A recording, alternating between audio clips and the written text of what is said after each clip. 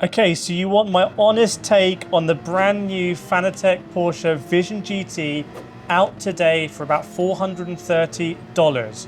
Now, I bought 4 years ago Fanatec's late, great Fanatec McLaren GT3 V2. I say that because when I bought it, it was just £200 in English money, and now that's gone up to, I think, 370 RRP. So for only $60 more, is this actually a premium wheel for Gran Turismo 7? Is it potentially the best wheel you can get for Gran Turismo 7? The answer is maybe yes. And I'm going to be super honest with you. As you know, I've scrutinized Fanatec a lot. They've been quite brave in sending this to me. They don't know what I'm going to say. They haven't seen this video. So let's go over some stats to begin with. 8 buttons on this wheel, which is quite a lot. So we've got 3 on the left, 3 on the right. And then we've got these integrated buttons on the top, which I'm a big fan of. I'm seeing this more and more, sometimes buttons on the back as well. So I like that. The ones in the row, they're going to take some time to get used to. At the moment, I'm not really sure which one I'm about to press. But once you get dialed in, remember I put probably thousands of hours, at least high hundreds of hours in the Fanatec McLaren GT3 V2, and you know it like the back of your hand. So for example, I'm definitely going to be mapping overtake and DRS to these buttons here, the integrated buttons. We've also got a party trick. It's not just party trick, it's also performance. So you can see here, I can actually change my TC, but then I can change my BB, and you can do the fuel as well on the fly. So you don't need to mess around with going in the MFD. That is great. That is objectively great. That is an advantage for this wheel that, as far as I'm aware, latest Thrustmaster ones don't have. If you're using a Simagic GT Neo through one of their converter things, they don't have it as well, I believe. So that is a big advantage. That does mean you don't have to be in the menu, which is good, because this funky switch I don't think is quite as good as the original one on the Fanatec McLaren GT3 V2, because it's just a little bit bigger, and I think that's for aesthetic reasons. You can see aesthetically it's the same size as the OLED, which we'll get onto. But that means it's just a little bit has a bit more, it's not as precise, to be honest. So that shouldn't be a deal breaker for anyone, but I would recommend if you are buying this rim and you're going to the pits and you're changing fuel, you just kind of take it a little bit easy. Don't try and do it purely through muscle memory. So some interesting things already. We don't have a bar shifter on this wheel. We have 2 really nice magnetic shifters, but there's no bar shifter. That's going to be personal preference. I really like the bar shifter on the McLaren, but we also don't have a rev bar as well, which we didn't have on the McLaren, but I really like having a rev bar. Like my Fanatec CSL Elite had a rev bar built in. It's really nice, especially in a game like GT, where sometimes revving can be really important. Driving something like the Nissan Skyline Super Silhouette, revving is super important. We do have an OLED as well, which is nice. It's bigger than the McLaren. It's better than the one on the McLaren, but I wouldn't buy this wheel on the basis of that OLED. It's quite small. It's not really in your line of sight. It's just there for me. It's helpful to go through your settings when you're changing your brake force and stuff like that. We've got some super nice encoders at the bottom. These are really, really, really nice. I like these. It's a really nice blend between being easy to turn and kind of being solid. A really chunky handle.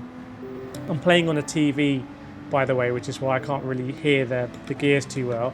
Which is another interesting thing, because this wheel is the official wheel of the VGT, the Porsche Vision GT, which is probably a bigger deal for Fanatec and Porsche than it is for you or me, I suspect, because I mean, it's a nice car, but it doesn't have any gears. It's a VGT, but I'm going to show you in this video exactly how one-to-one any differences that it has. We also, let's not forget, have these kind of nice ones at the bottom, integrated, and it's all got this spokeless design, which for me is a big plus over the McLaren. The GT3 McLaren, I was recommending to everyone for years. This is an incredible budget rim. If you want to perform at the highest level on Gran Turismo 7, you remember I was driving in the daily races, basically on a daily basis, and in the top split, and genuinely battling against fast drivers in the world, sometimes winning. And that was my trusted companion. I trusted that wheel to be my steed. And I can see myself doing the same thing with the Porsche VGT. Now, getting on to some subjective things. There's a completely different material on this rim, and it's not Alcantara. I bought also many years ago this, the Fanatec WRC rim, that is Alcantara, and actually I used to wear gloves the whole time, and I was really worried about, oh, am I going to break down the Alcantara? Is it going to look a bit rubbish? Now, it never happened, as you can see, and I use this rim a lot. Pretty good condition because I use gloves, but I'd rather not use gloves, to be honest. I'd rather just jump on my rig and jump in a daily race and play. This is not Alcantara. This is what Fanatec called Tactaris. It's like a new material, they say, and they say that it's basically much more sweat-proof and it's just better than Alcantara. So I'm gonna accept their challenge and we will see, because I'm using it without gloves. I'm gonna be using this rim without gloves. So we will see kind of what effect that has on the finish. We will just see whether it discolors or whether it looks brand new. If it's gonna hold up well, this is a big plus because it feels super, super, super premium. It feels incredibly premium. I don't think it's even gonna come across in the video how premium this looks. Like, it is really, really, really nice. Looks nice, feels nice. All the tactile bits, including this bit around the center as well, which I didn't need to do, but it's a very nice finish. Now I'm going to show you just briefly what this wheel looks like in the actual Porsche. You can see the material looks a bit different, right? On the top of it, as it glistens in the sun, it looks a bit rougher. I actually prefer the material in the real one to what I think that would be. The buttons are also a bit different. You can see like the buttons are bigger. Oh God, sorry bro. Gonna hit Yamamoto as well. If he takes his hand off, you'll see the buttons are a bit different. But the main thing about this car is it doesn't have any gears, and it's not really a car that Gran Turismo make you drive that often. So it might not be the ultimate thing. Like, I think a lot of people would just prefer to drive the latest Porsche GT3 wheel, for example. But the latest Porsche GT3 isn't in the game. So yeah, nice what they've done. You can see the design. It's super nice. I can't emphasize how nice it is to have this spokeless design, and there's nothing here. You can see in the actual VGT that they have the head-up display, so it serves that purpose. I think they're basically trying to show what the possibilities of having this spokeless wheel. Like, it is really futuristic. I think you probably can take it for granted, but compared to the big chunk of what feels plasticky in the Fanatec McLaren GT3 V2, like, no one was buying it because, you know, it felt like an incredibly expensive product. It was a form factor that was a real selling point. This feels really futuristic. Like, you can actually see your wheelbase. It would be amazing if you have a DDU or a digital dash. I'm just absolutely smashing to Gunther there, assisting with the overtake. But that's nice, and it continues here with these other spokeless elements. It is also a nice finish. It is aluminium. The McLaren has this kind of like fake carbon fiber effect going on. A lot of the Thrustmaster wheels, and we talk about price, $439, so it puts it just slightly more expensive than some of the Thrustmaster competition like the SF1000 and the Hypercar rim. Now this feels better made than the SF1000, but the SF1000 incredibly has a screen.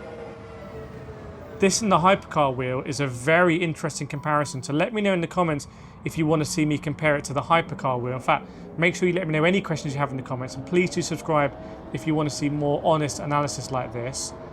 The Porsche badge is nice, but it might be a turn off for some people. You can see that it's in the real car as well. I'll put the McLaren here, kind of side by side, and you might be able to see. In fact, I'll take this off the quick release. It comes with a QR2 light quick release, which is going to be a bone of contention for many people because they'll say it should be a QR2, but if you're coming from the McLaren, it's just an upgrade. And you can see that it's just a bit sexier than the McLaren, for lack of a better word. Like, the McLaren's chunky, and it kind of feels like if you dropped it in a fish tank, bubbles will come out, like there's lots of air in here. This feels like it's been vacuum wrapped around it. It's like all shrunken in. It's even the shifters like really nicely packaged. It looks smaller than it is. Like, it's quite cleverly designed. You can kind of suspect Porsche's influence here. I spent a lot of time with Pascal Wehrlein. He's a factory Tag Heuer Porsche driver, speaking about steering wheels, and Porsche are like all over that, and sim racing as well. So initial impressions from me are this feels like a better rim than the Fanatec McLaren, and the Fanatec McLaren is more expensive now, so this is probably a better value for product at RRP of both, if that makes sense. But we don't know how the Tactaris is going to stand up. I don't know right now really if Fanatec have really improved the customer service now they're under Corsair's ownership. You let me know in the comments whether you had good or bad experiences with Fanatec at the moment, so people can see that. But I wouldn't be ashamed at all. In fact, I would be delighted to run this wheel on Gran Turismo for years, like I did with the McLaren. And I would feel super happy every time I got to the rig that I'm like, this is a nice rim. Like I did with this. It was exciting to go after work and drive with my Fanatec McLaren GT3. This evokes all of the same feeling in the sort of modern day, for lack of a better word, because this is competing against way more wheels than I think this was competing against on PlayStation. This one is not an Xbox rim. Worth bearing that in mind. This one was. Right. I'm going to spend a lot more time on this rim. Let me know what you want to see in the comments. Hope you enjoyed the video, and I will see you next time.